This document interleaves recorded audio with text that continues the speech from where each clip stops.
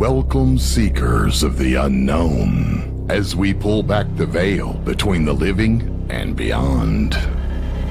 Unraveling questions that plague our minds, and oftentimes presenting the evidence that may prove them true. Let us take you on a journey where paranormal becomes normal, and where what is right behind you just might be echoes of the afterlife or something more. But fair warning, once you step into the supernatural with us, you might just stay haunted.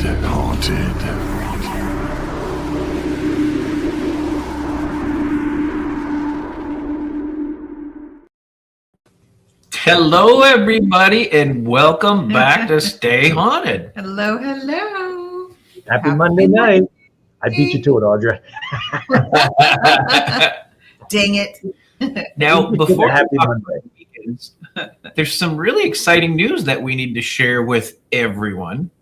If they didn't notice the intro. If you didn't notice, the intro's changed a little bit. Just a little. The background's changed a little bit. Smidge. The promos have changed a little bit. And the reason for that is we are no longer with the Unexplained Network. We are on our own, coming to you pure and unadulterated Stay Haunted broadcast. So to give you a little context, we have no ill will for UNX, the Unexplained Network. Race Hobbs has been a great friend of ours for quite a few years. He was our producer at UNX and KGRA when we did Entity Voices, Paranormal Evidence. He got us started here for the last year with UNX. They supplied us with our StreamYard platform. But what ended up happening is UNX, the Unexplained Network, has decided to go FCC regulated. So they're pushing themselves into the Roku streaming, the Hulu streaming, stuff like that, which is great for them. We wish them the best of luck. We hope they really enjoy and they prosper and they have a bright future ahead of them. But the reason why we pulled away from UNX is because with those FCC guidelines, it limits profanity. Not that that's all we're about. Not that's all we're about. But the main concern that we had here at Stay Haunted is we are ourselves. This is what you see in our show every week is what you see. That's who we are. So we didn't want to change that. And the one thing we didn't want to change the most was any evidence coming in from some of our guests that we have to show. You guys might notice a few F-bombs, some cussing. Those are probably the best evidence captures and clips that we show you guys when we have them on our show, right?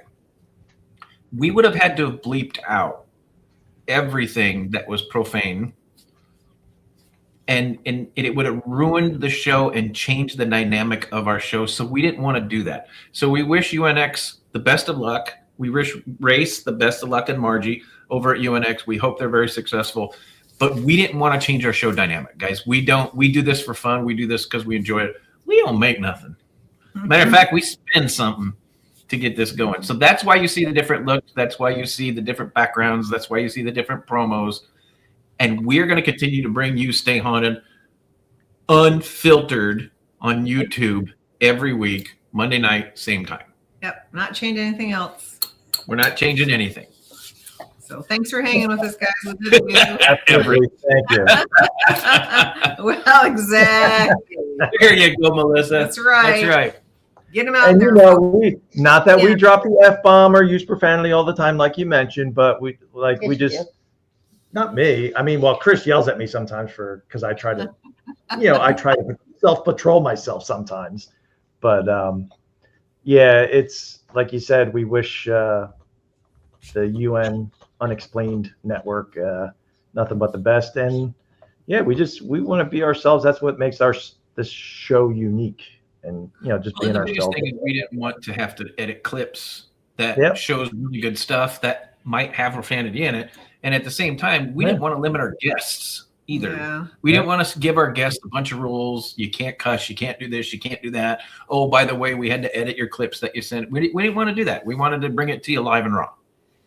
And we didn't Like want to we edit have them been either, doing. so. And that would have been a lot of editing, right? Beep, beep, beep. Yeah. They've been had it just Yes. beep, beep, beep, beep, beep, The beep, beep, beep. whole Like clip Morse would be code. gone. We didn't want it to be like Morse code. Right? Shoot, some of the spirits cuss. So Right. Yeah. Exactly. So quick hello to everybody in chat. Melissa, Raul, Everett. Let's show, well, he went filtered. He filtered himself. But yeah, thanks everybody for being here. We do appreciate thanks it. for hanging as always. Love it. Hanging. So Remember, like and subscribe. Stay we haunted always forget to paranormal. mention that. Yeah. I know we don't promote ourselves very well. We don't. 305. Jen does it all the time. Hey, Jen and Mondo, right? We're Love gonna have to it. start. You're gonna have to start like sending them gift cards or like paying them under the table for promotion. Being our PR people. So, but yeah, how was the weekend in Ohio? Good. Yeah. We got some Anything errands exciting? done. We had a day Yeah, on day Saturday, and Bowling, haven't done that. We're a little sore. Little sore. This old body is going there. not made. Now, It here's was a lot of fun. here's the burning question that we want to know: bumpers or no bumpers? no bumpers. Just asking. Actually, hey, it's like I said, but I used to be a competition bowler. Right. So to me, she had fun. I was pissed by the time. I mean, I had fun. We had a good time. But when you're bowling with a house ball and house shoes, Yeah, a little challenging. yeah. It's No. challenging with those shoes, though. I don't like those shoes. Yeah. Yeah, I used to hold up between a 203 and about a 226 average. Nice. All my games put together, I bowled a 300. Yeah. I think my highest That was Oh, works. a 10. This was a 10. I got a whopping Raul wants to know what your top score was. Mhm. top score. My top score of all time? Or no, when we were bowling this weekend. Oh, it was 121. It was horrible. I'm thinking, what My top in score your of heyday, all what time. was that? 226? Huh? Oh, 226. Gotcha. 226, right? Hi, Leanie. How are you? We were just on an investigation with her on Saturday. So Oh, nice. Oh, nice. Very cool. Had a really cool experience. Good time investigating. So that was our weekend was, we actually had a busy weekend. My Nice. brother and my sister sister-in-law from Ohio flew in Friday to surprise my sister. It was her birthday. So they flew in. We had a little surprise birthday party for her at Very their cool. house on Friday night, right? Mhm. And then Saturday, what did we do Saturday? Hatchet throwing made me angry. But I can throw a hatchet. But they give you these little tiny hatchets. Like I'm used to those big, huge ones that you get the spin and they go. But Ah. everybody got their picture taken but me. Fun I times, have- Hatchet. I have the voice that no one hears. Or no one cares. No, they do. No, they don't. But thank you. So, and then then Saturday night we did the investigation at with the Leanie at it was through the Monmouth County Historical Society. So this was in 2 locations, actually 2 properties on the that we went to, and we had another fruitful night with some really cool experiences. We had some cool experiences with the Dead Bell, and Awesome. I'm trying to think. We didn't listen to EVP. We did a No, I couple. wanted to listen to my Yeah, recorder, recorder. but I So we didn't. have to do. We just did a little bit, but it was like right in the beginning. We had a really cool. We were upstairs in the one. It was called the Taylor Butler House, and we had the Dead Bell out and the tripwire and stuff real fast. And it was used. The one room we were in started in was a Sunday school for children. So we think the kids were having a little fun with the dead bell. So, and we were getting some really good timed, relevant responses. So, and Alini was there with us. She's a psychic medium, and she was asking some questions, and we got some really good responses. So, looking forward to sharing that with everybody in the near future. So, Awesome. Yep. and then Sunday we we did. we slept till like 10:30 on Sunday to relax. We did. So, Well, we didn't go to bed till 3:30. Yeah. yeah. Wow. I woke Be up and I'm nice. like, oh, crap, it's 10:30. I've never slept this late. So, Yep. Good God, that must be nice. Mhm. My sleep in is 6:30. gotcha. That's normally me, but no, I guess I needed to sleep. I did wake up with a really bad headache though. Hmm. All better now, though? You don't remember that? No, I know sitting on you the did. couch, I had the hood over my head, and my mother was saying, "What are you doing? Why do you have a hood on your head?" I'm like, "I have a headache." But maybe I get like that after investigations, though. I mean, it could be. It's possible. Certain places. We'll have to Yeah. take note of that. Could be, So, for sure. Awesome. Oh, Lucy wants Well, to say guys, hello. We do have a gift. for our first ever non-network show, we have a really awesome guest for you guys. Guys, tonight we have Keith J. Clark. He's an ITC researcher and technological explorer. Keith is an instrumental transcommunication researcher exploring potential spirit communication through sound, video, and emerging digital technology since 2005. His work centers on long-term audio and visual experimentation, direct radio voice research, and continuous live stream development aimed at investigating possible interactions beyond conventional physical frameworks. Keith's discoveries and contributions to the paranormal faces and sound in 2007, Keith identified the emergence of facial imagery, we have some for you tonight, with spectrographic representation of live audio signals, suggesting a novel intersection between sound analysis and visual ITC phenomena. He's been doing the ITC live streaming since 2008. For over 17 years, Keith has publicly live streamed his experiments, now operating a continuous 24-hour ITC broadcast. The ongoing transparency provides open access for research and observers worldwide to witness experiments in real time. Now, his platforms and community leadership, Keith has founded several platforms to foster collaboration, documentation, and technological advancement within the ITC community. One's called ITC Badge, a discussion and an experiment hub focused on EVP, video ITC, and direct radio voice research. iDigital Medium, a platform dedicated to advancing spirit communication through digital and software-based methods. And Paranormal, a technology-forward community integrating paranormal research and modern signal processing and AI-assisted experimentation. Keith integrates real-time signal processing, spectrographic analysis, adaptive noise reduction, and live system monitoring in research workflows. His work emphasizes continuous experimentation, transparency, and technological refinement. Featured in podcasts and community discussion, he continues to exploring the evolving intersection of the conscious research, digital systems, and experimental communication methodologies. Everybody say hello to Keith. Hello. Thanks for having me on. That was a mouthful. That was a mouthful. that was a mouthful. Perhaps I should just say that I'm Keith and I like to experiment. My experiments take That's place nice. in the field of yeah. So my main thing is ITC, which I see as a sort of smaller subset of paranormal, generally speaking. Now, there's a lot of people that are not aware of what it is, so I'm here to kind of share all the different possibilities that some people may find exciting. Absolutely. Some of the topics that we could cover, or you can pick it well, would be faces and sound. There would be what it's like to hear spirit people or ghosts on radio. It would be there's experiments. The live YouTube stream it's live Perlin noise, which is graphics that create random textures, sort of like creating clouds for a video game.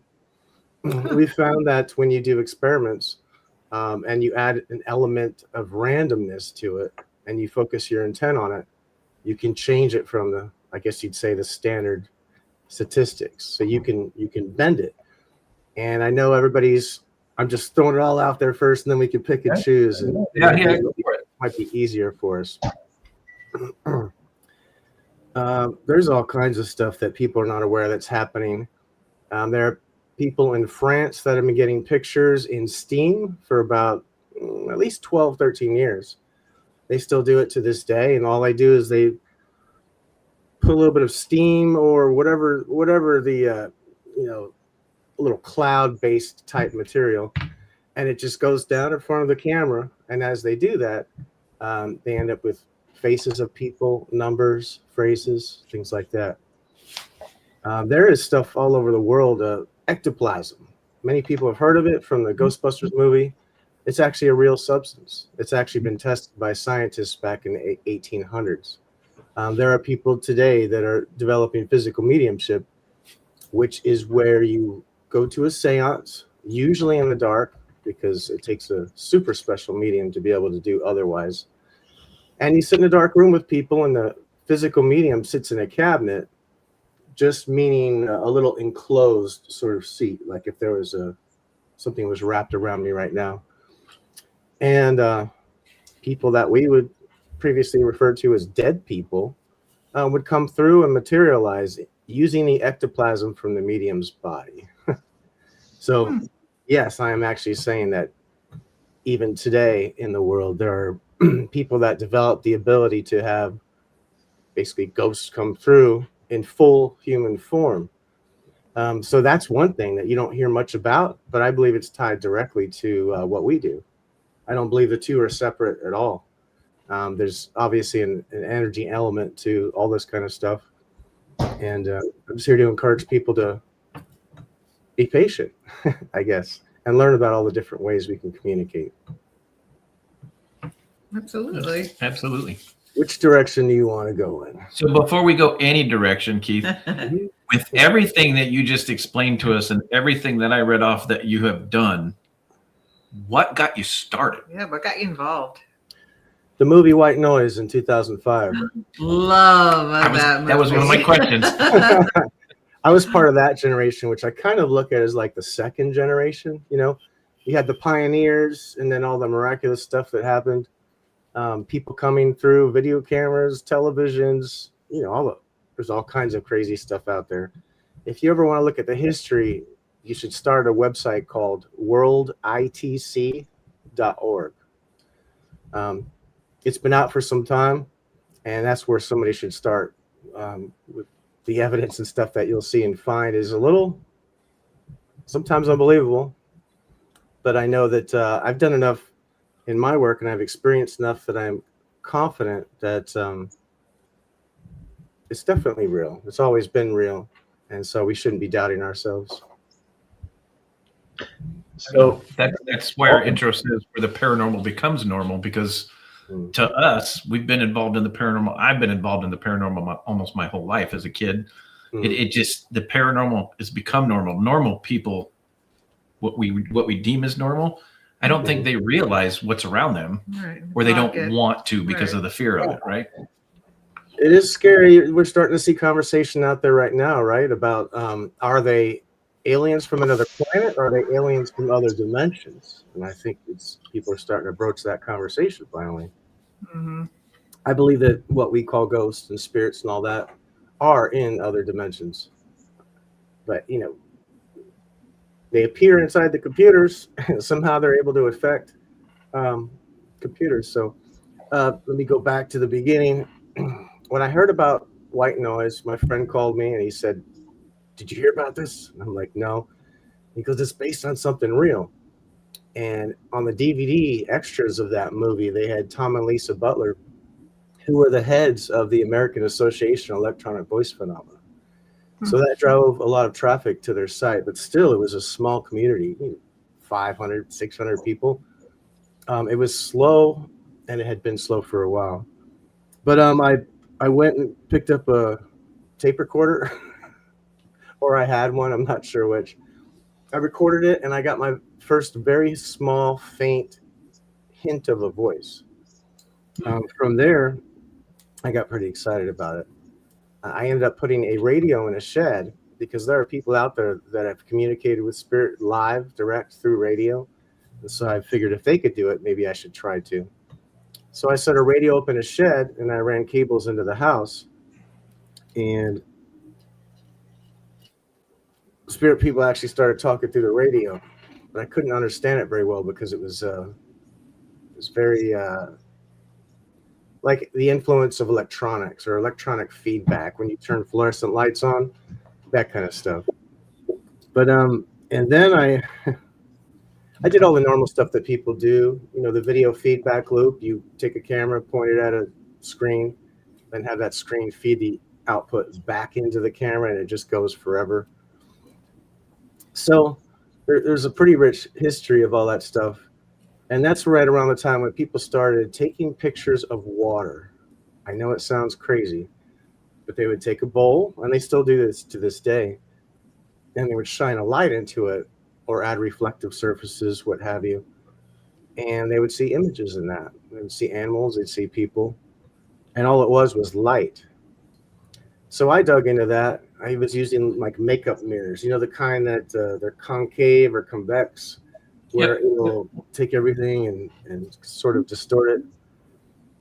And I started seeing pictures that were unusual to me. I started seeing flags, people on horses, people with old-fashioned weapons, just various stuff.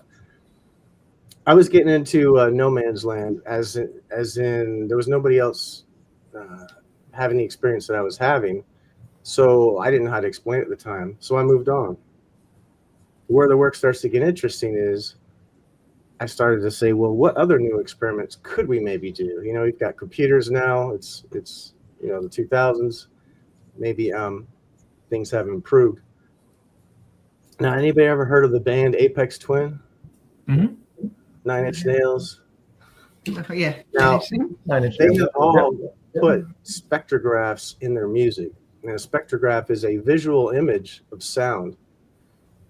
So I asked, since they're already coming through the radio and sound, could they send their pictures through sound? And it turns out that they can. Now, it's subtle. If it had been super amazing, you probably would have heard of it by now, right? It's something that has to be worked on over time. But one of the things I'm trying to do now is, if anybody ever wants to try, simply turning on a spectrograph or spectrogram, there's a free piece of software called Sound Visualizer. It's from the University College of London. So that's what I would recommend for that. But there's been a lot of strange things over time. And once I discovered that they could send their images and sound, it was kind of like, well, if we had that idea and that worked, what else works? And it just goes on from there. So we ran our first live stream in 2008 for an entire year. People would come in and they kind of treat it like a seance. Hey, how you doing? Maybe we'll play some music, stuff like that. We were trying to prove a link between the energy of an event like that to see if it was directly influenced. I've worked with different people. We've had different teams. Some of them are way smarter than I am, with doctorates and things of that nature. And we started working together around 2000. And one of my, I know I'm kind of going all over. I'm just giving the No, you're good. route. No, you're good. One of my friends works, he may have a government job, and he might work in code, machine learning. And so he created code in 2000 that could, it produced spirit voices. I don't know exactly how or why. And we think that it writing into a buffer repeatedly sort of creates the right conditions. That's how I'll put it. But and since then, there's the CRISP AI filtering software. We've used that before, but that's much harder. But what I started doing back in 2008 was there's a piece of forensic software. And since we're trying to listen to EVP, we're trying to filter it down and see if we can get it closer to being able to be heard. I kept doing that and it revised the process over a period of time. So I have had computers running since 2008 constantly. Hmm. And Wow. I removed the radio element. There's no radio. It's simply all software. And spirit, as I call them, the people in the other dimension that are communicating with us, they're very supportive. They've been showing their faces and sound. They've been showing um, their voices. So we're able to filter voices live. I guess I'll keep it simple. You can take white noise right now, hear on the way in, and hear voices on the way out. And so some of the people here that are supportive, such as Raul and other people, I've trained only maybe 7 or 8 people. Ron Yacovetti's been extremely influential in that area. But the problem is it's very technical to do. But you can filter any noise, any sound right now, and you can hear spirit voices talking all the time. So that started to also buck the trends of EVP, right? Usually you can't hear anything until it's played back. It just changes everything because I know a lot of people go to haunted locations, they do investigations and things like that. But at the end of the day, these people are around you wherever you go. It doesn't matter. And so I'm here to understand how that works, what makes it work, and try to create experiments and stuff that other people can use. I also want to teach a class on using AI for paranormal experiments, how to create experiments without needing a developer or someone else to build a box. And I think I'll probably take a breath and give you guys a chance to say that. That's good. Listen, Interesting. you have a lot of many years of experience in ITC. I think where the 4 of us kind of cross path with you and having you on tonight is Ron and Lourdes. That's how we came to be aware of all the work that you have and the influence that you've had in ITC. And when we've known Ron and Lourdes now for 3 years, Chris and Audra longer than that. And I became intrigued and interested in the ITC and the work that Ron and Lourdes and the research that they were doing. And that is, they hooked up with you as far as, and they gained experience from you in using developing the way they research now, using the white noise and the filters, the sound filters and stuff like that. And we've had our experiences, yes. Yeah, we've had personal experiences that it's like holy crap. It's like, it's mind boggling that you just from pure white noise that you're getting these voices that come through. And, it's, thank you, because we've had some, we believe it's family members coming through and communicating, and it's kind of brought closure to us to ease some of the questions when you lose the loved one and stuff like that. So it can be an emotional experience when you sit through, an experience of, the digital seance that Ron and Lourdes do. And, so it's pretty amazing. Well, thank you. I never thought it would become a technique that many people would use. I just kind of used it and added stuff over the time. All it is music plugins. Like if you use a music piece of software, a DAW, digital audio workstation, you can buy plugins to make make things sound like this or like that, effects, what have you. And there's actually one piece of software called Bias Sound Soap that has now been bought by Antares Autotune. And that piece of software, there's something that it does that I haven't been able yet to quite replicate exactly outside of their software.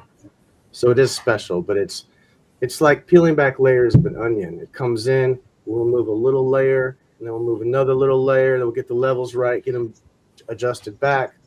And when you do that in a process of 2 or 3 items, you are literally able to hear a spirit live.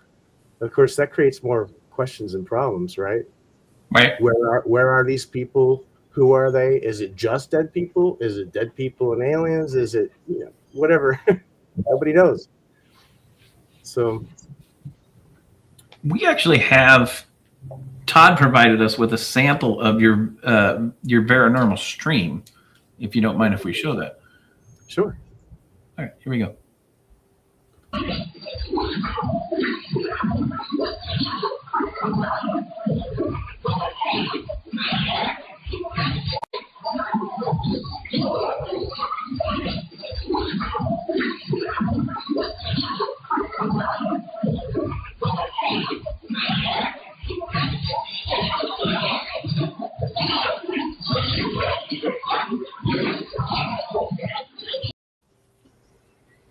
So what's even better is we have some of the still shots of some of the visual. So let's go ahead and. So this is one that Todd sent. And we can zoom since I'm sharing the screen. Yeah, I need to figure out how to make it better quality because it looks best on a phone, right? A small device. Right. And you can zoom out and you can see, if you look, you can start to see faces starting to form. Todd picked out down here, it almost looks like there's a dog sitting there. And maybe somebody. So let's pull this.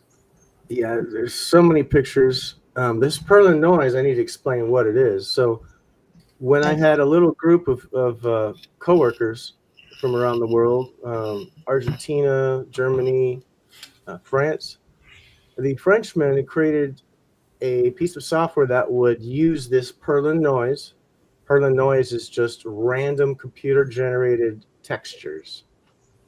And obviously, pareidolia, where our brain is able to detect patterns in things, and some people use that as excuse against paranormal activity. But I believe that the best paranormal stuff happens right on the edge between what's real and what isn't real. And this experiment, he created it. He said, here, play with it, test it. But now, one thing that all my friends were doing is they were creating different versions of computer code, different experiments, and they get them done, and they test them, and they'd say, here's some results. They wouldn't be satisfied with it, and they would move on. I felt strongly at that time, and still do, that if I streamed this to the internet, the audio is separate from the video picture, right? So I'm talking about the video, the Perlin noise. They have been starting to form different layers of pictures live in real time on the stream. I have not changed the settings since 2019. So it's been running all that time. And what's interesting is the pictures have changed over time. So it might take me another 15 years. But the point is, we're able to envision something, focus on it. You got to feed it, like flowers, like pretend it's a garden. You have to put your energy into it, and that's how physical things manifest. So that's what that experiment is. I explained it, but I think I probably fell short in my explanation on the YouTube page. But it's running 24 hours a day if you ever want to go on there and ask questions. Now, obviously, it's one voice speaking to everybody in the world that decides they want to come visit, right? It's usually just a handful of people here and there. But it is always a live connection. We have never played any recordings on YouTube. So, and that's just the tip of the iceberg. We've created all kinds of experiments that, this is another topic. Somebody asked earlier, is it just white noise or other types of noise or a combination? It's any noise. Now, this is going to sound crazy, but I'm going to go back to some basics. If you are trying to hear a spirit voice and you want to be able to understand that spirit voice, then you need the frequencies in the environment or the experiment to be able to reproduce that voice.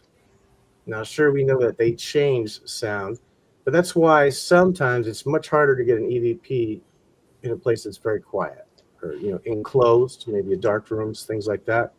You'll find that you really have to crank up the audio. There's so much to talk about. There is. So let's see what the questions are. I couldn't log into the chat, unfortunately, but I am here to also answer questions. Yeah, no. So So that bottom one's good. That bottom one's a good shot. Oh, which this one? The one you just showed? That This one one there, here? yeah. Yeah, that's a good one. Yeah, you can almost see a beard. Like and a Ernest mustache. Hemingway. There you go. And what kind of started this too is I'm a singer. So one time I went to a music competition with the band, and the photographer took a photo. Before I went out on stage, I was kind of spiritual at the time. I imagined someone from my spirit team or whatever showing up, and turns out later on that a face was captured in the smoke. Oh, wow. So I've done dry ice, I've done fire, I've done smoke machines, smog machines. People use aroma diffusers. They use all kinds of stuff. And my pictures so far that we've looked at are probably the worst. So there's all different kinds of pictures. There's pictures this is random computer code. I have no control over it whatsoever. And the voice is always white noise generated on that computer, and it's manipulated in certain ways. So to recap everything I just said, I think in a simpler term, spirit is always around us. Their energy is always around us, which means communication is unlimited, always has been. It's not just one person speaking in words, or a sentence. What other kind of pictures do we have? Are they all the Perlin stream? Yeah. Yeah, they're the ones. And this was, I think, the night that I'm trying to think, because everything kind of goes back to, with us and me coming across the YouTube stream that you have on Paranormal. When I was researching, when we first kind of were introduced to Ron and Lourdes, and I was very curious about the whole direct radio voice and the work that they were doing. And then I was researching myself, and then I came across your the YouTube stream. And then I would occasionally, when I have time, I would sit down and watch, and like you said, use your energy and try and focus and communicate and just relax and see what will pop up. I sit in my bed at night eating, whatever I shouldn't be. Stare at that little stream. Right. And there's a certain amount of connection that you can feel from those type of experiments. And I don't focus on proving anything at this point.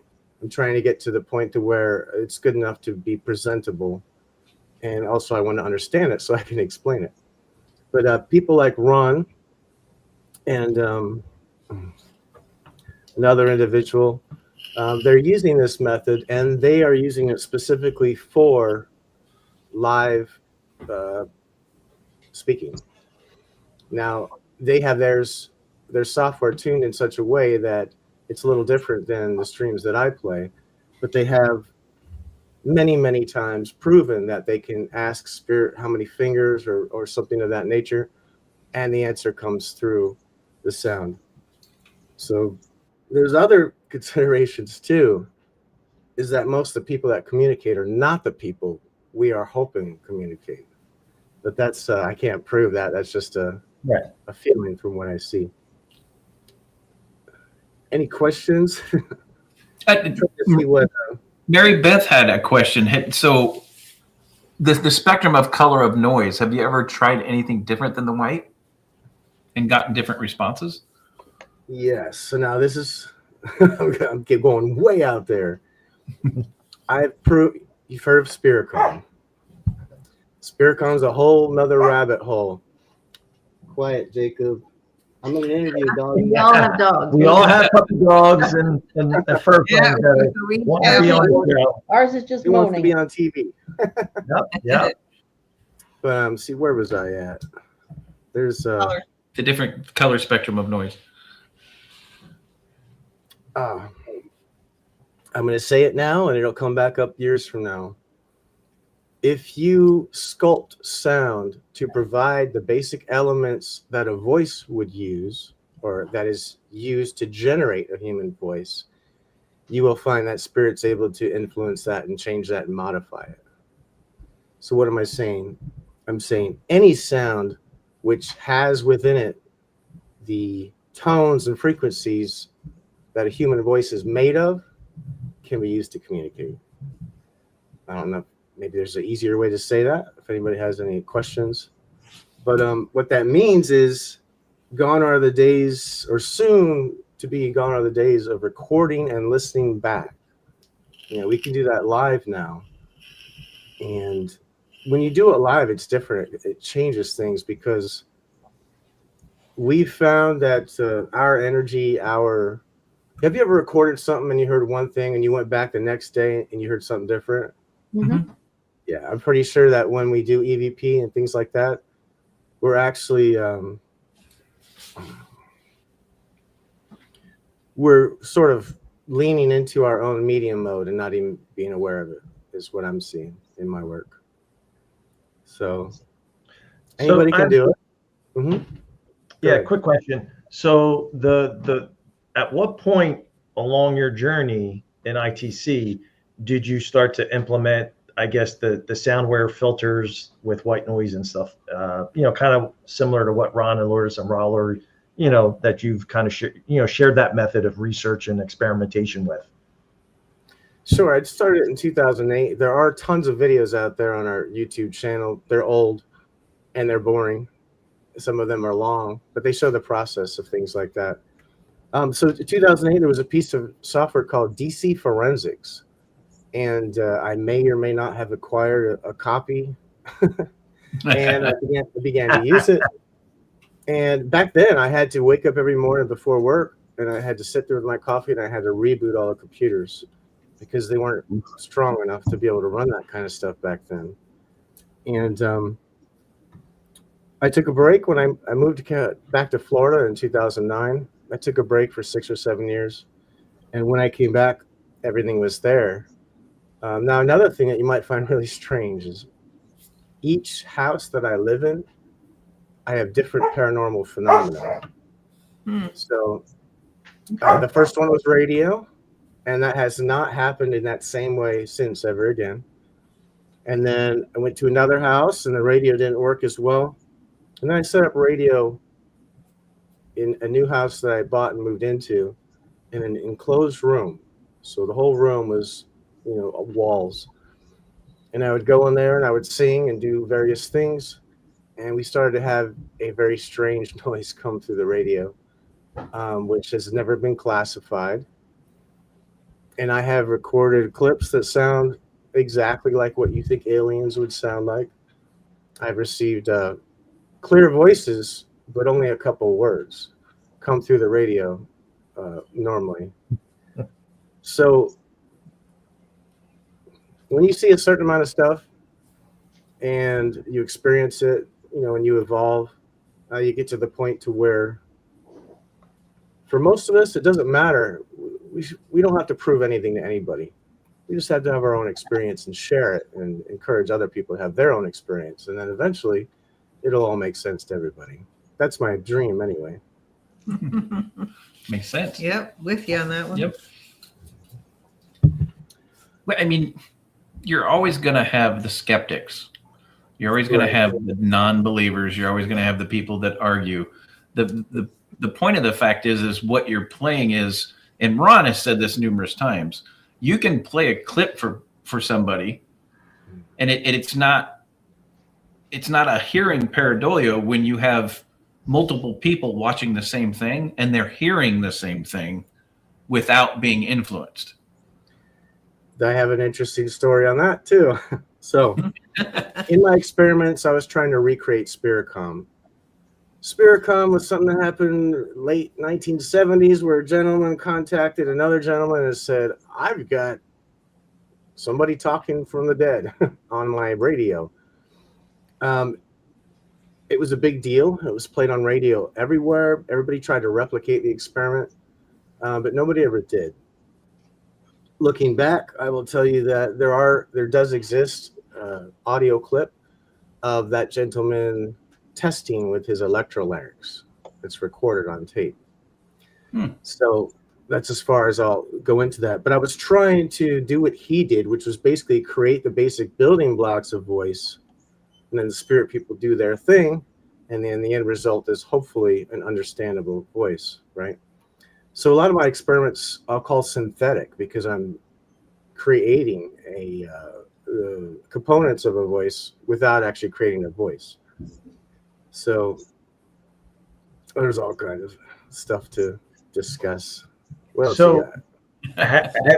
Have you found with the various different experiments that you've had greater success with one type of experiment versus another, or are they all their own unique in their own way?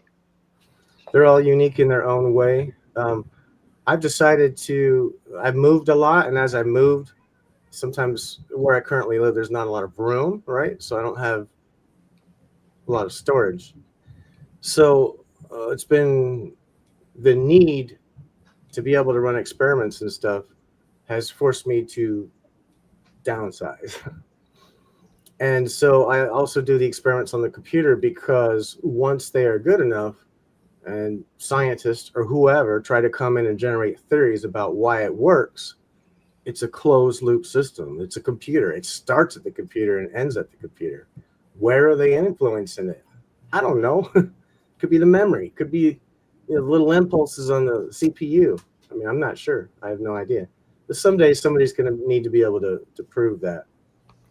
So, the old days of recording are going to, they're going to slowly evolve into live things that are live. So it's interesting. You think it's a closed system. So it starts in the computer, it ends in the computer. There's no receiver, right? Right. It's just correct. Whatever's. So wouldn't you think that if it was something that had to be tied into the CPU, that it would repeat itself and not be random? Have no idea, but our experiments, most experiments that I do right now, I use ChatGPT to write experiments. I don't know how to write code, but I know how to tell ChatGPT to do what I want it to do, and that stuff's pretty fascinating. But I do it out of a sense of a need to not have too much stuff, because at one time I was running 10 different streams and I was streaming them all, but they were all audio. Only one was the video picture you see on YouTube. But we've done enough experiments now to see that shaping the sound is as important as anything else related to the sound in the end. So what I'm saying is, if you have ever used Spiricom tones and you play them out in the air and listen back, you will hear that they are being modified in open air. Some are made quiet, some are made louder, and that's what you'll find. So if you give them the shape of a voice, they can use it. But as far as the logistics of how it works, all I can tell you is that it's intentional on my side and it's intentional on their side, and that's all I know. Okay. So Ron has a comment here. It says, didn't Hans Otto Koning do a derivative build of Spiricom? I think it was called the Generator in Germany. I'm sure he's done many different things. I think he just passed. He just transitioned. But he was into ultrasonic and all kinds of things, even as early as the early 80s or before. And so his specific thing was mostly audio, but he would go above the range that humans could hear. He would use infrared. He would use ultrasonic, that like what dogs can hear. And that's the strange thing is once you've learned enough or experienced enough, you realize that we could be in exact same houses next to each other on the block, and we could both be developing paranormal phenomena that's completely opposite of each other. And to give you an example of that, I don't keep ITC over here, paranormal over here, mediumship over here. To me, it's all energy based. Let's see, all kind of stuff. It's going too fast. Slow it down. So while you're gathering your thoughts, Raul has, he said he's had, have you had instances where the entities are seemingly in real time seeing you and stating it? For example, identifying objects in your hand or room, or is it more like a CB radio? You should answer that question, Raul. Not me. Now, I stopped trying to prove things to people. I guess to say, I stopped looking for validation outside of myself, and I think that's a step that's very important that a lot more people should, find themselves taking.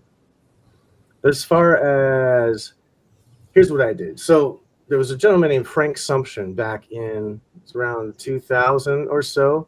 He started to come out of the woodwork, and he started building he started what we called sweep tuning. So he would turn the radio, or he would make it automatic, as we know, and it would scan the whole entire range and then come back, or it would jump around randomly to different places. If you want to see any of the stuff that he wrote, it's still actually up on one of my websites, itcbridge.com. The forum's not active, but it's a historical record of that time period. So he's the one that started ghost boxes, at least as we know them. He's credited as being one of the main contributors, and then people followed on after that. So I tested it, and I did like 10 requests, say banana, say, computer. And I recorded, and I was using like chopped up sound, and they would modify the sound, and I heard the answer clearly. And the one sample I have is, I said boat, and they came in and you heard it, boat. I mean, it was crystal clear. So I knew that it worked. So I didn't look backwards after that. See, we know that they could see us, and I think they know what we think. I think some of it's telepathy between us and these various people. Have you ever had an idea, and then something happened that makes you realize that where did it come from? Why are you thinking of that specific thing at that moment? And so that's certainly something that we can look into. Voice box, right? So we think that when they send pictures, they send them by imagining what they look like, kind of like what we do. Yes, Frank's boxes. It was called sweep tuning back in the day, and it has a lot of different terms now, but ghost boxes is generally what he considers it to be. So what he did is he brought in real-time sound, right?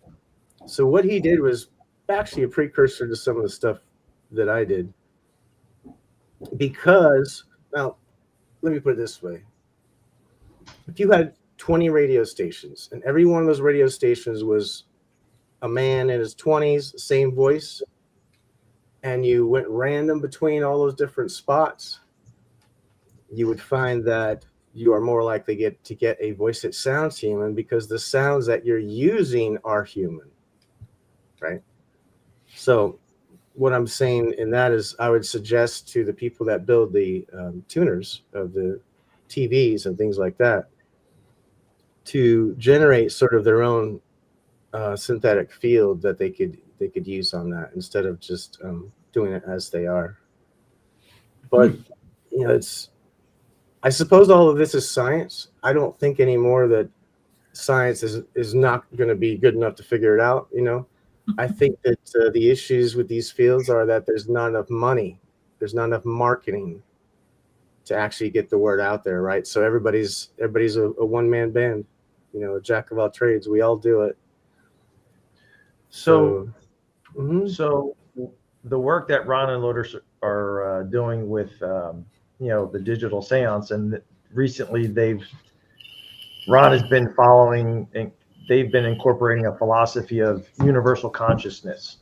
What are your thoughts on how that plays into the experimentation of ITC, of do you feel that theory, that idea of universal consciousness, one source, could be where some of these voices could be possibly coming from? Well, let's look at it practically. If I see pictures of people, or pictures of people in suits and ties, pictures of people smiling as big as they can, where you can actually see each individual teeth, it leads me to believe that they are communicating intentionally. Not like the computer's picking up my mind thoughts that I'm not aware that I have, that kind of thing. And so from that, with them smiling and sending me their pictures, it's kind of hard for me to be scared of them. And they know that. And so it's interesting, how they obviously are aware of environment, because when we watch them, they know that we're watching them. But we Right. know that they're watching all the time. Right. So it's I don't have all the answers, in the world. I'm not a religious person, though I was when I was younger. I just see that our universe is a lot bigger than what we think it is. And, while a lot of the community in the past has been focused on life after death, or ghosts, it's really about life everywhere and every when. Yeah. So It's a great Yeah. statement. having like blinders, people only think about life after death, right? It could be 10 dimensions overlaid on top of us right now, for all that I know. That's an interesting statement that you said, because the movie that we went and saw, it was Angel Studios, not being religious or anything, but it was After Death, I think it was called. It was like a 90-minute documentary about all near-death experiences, people that have had near-death experiences. And one of the gentlemen that they interviewed, he was talking about, when he was viewing, or when he had his near-death experience, I think he was kind of like had a choice or so of, going back or coming back to, what we know as existence as we know it, or, didn't think to turn around and look, and there's nothing but the entire universe out there, of kind of tying into what you're saying as far as just, this one little area, Sure. but you have this whole entire universe that's out there and limitless. So Yeah, I think honestly, the more that I research, the less I know. Really, I've just gotten to where, after a certain period of time, when you get older and you care maybe a little less about what other people think, but you can begin to realize at some point that it just takes time. It takes time and energy. I saw a haunted movie or something yesterday, and it was something like time plus energy plus something else equals flesh. And I was like, that's interesting. This is in a horror movie, but they're basically describing how to manifest things. Huh. So, and then I mentioned physical mediumship, where the dead people materialize in a physical solid body form.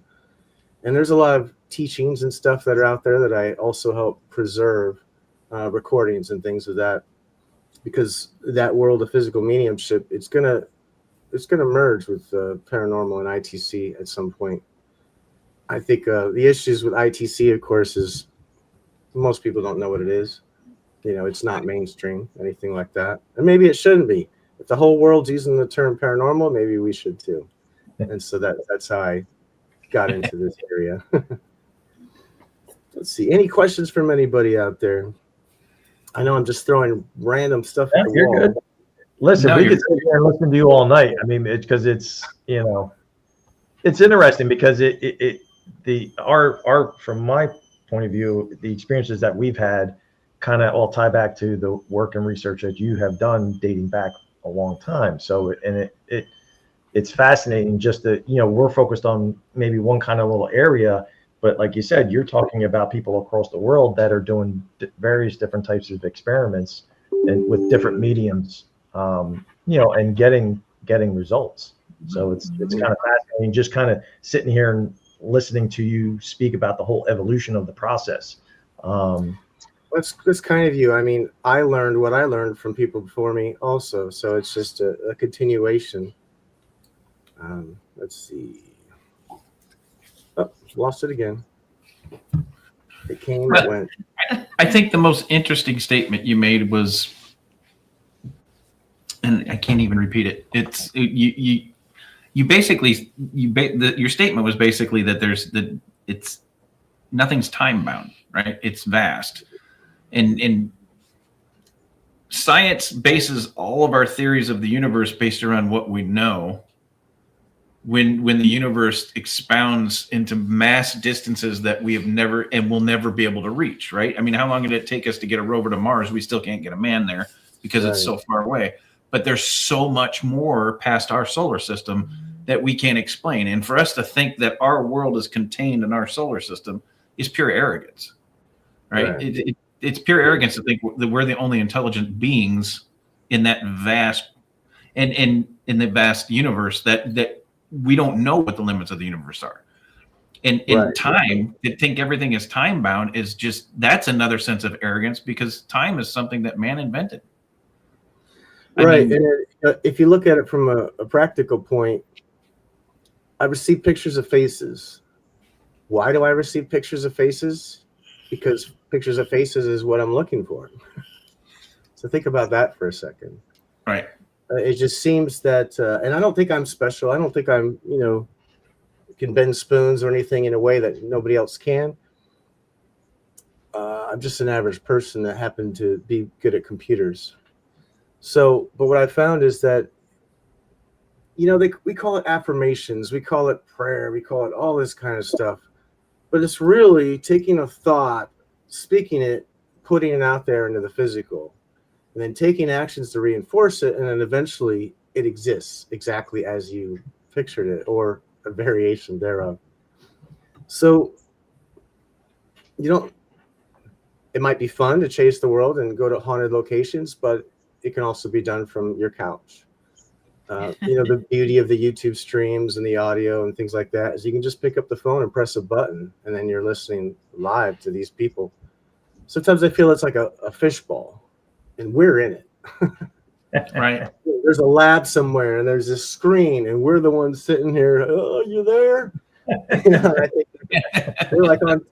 we're probably like TV stars over there or something. Right. Yeah.